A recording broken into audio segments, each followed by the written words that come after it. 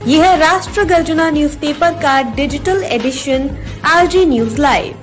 महाराष्ट्र विधानसभा चुनाव के बाद अब नगर निकाय चुनाव की सियासी सरगर्मी बढ़ गई है। मुख्यमंत्री देवेंद्र फडणवीस ने शहरी निकाय चुनाव को लेकर संकेत दिए हैं। 2 दिन पहले नागपुर में बीजेपी कार्यकर्ताओं को संबोधित करते हुए फडणवीस ने कहा कि बीजेपी ने स्थानीय निकाय चुनाव की तैयारी शुरू कर दी है।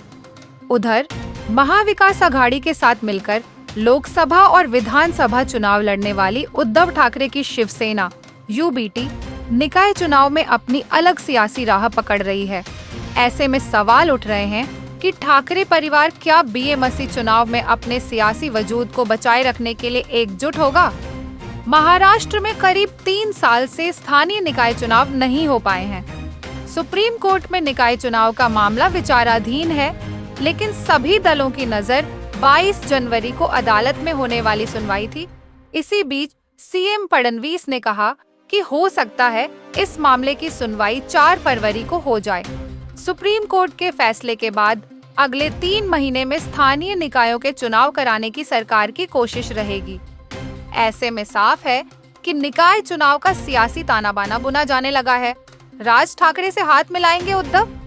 महाराष्ट्र की सत्ता अपने नाम करने के बाद अब बीजेपी की नजर मुंबई में अपना सियासी दबदबा बनाने की है।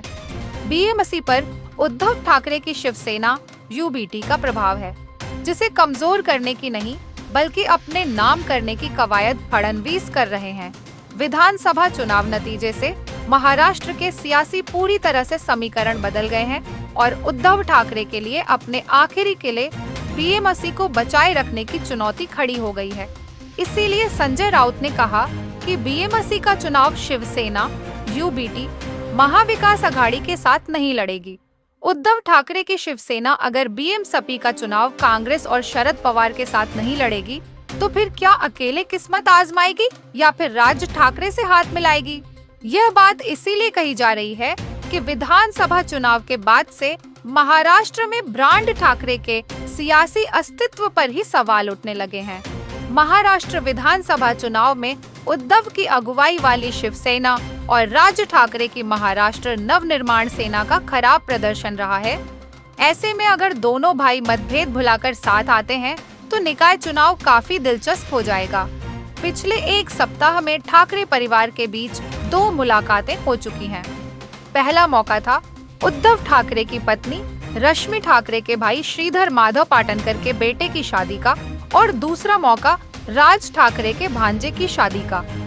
रश्मि ठाकरे के भाई पाटनकर के बेटे की शादी में उद्धव ठाकरे से लेकर राज ठाकरे और आदित्य ठाकरे तक शामिल हुए थे।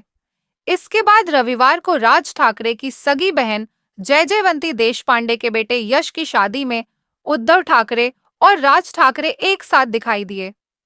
राज उद्धव दोनों एक साथ खड़े होकर नवविवाहित जोड़े को आशीर्वाद देते हुए दिखाई दिए।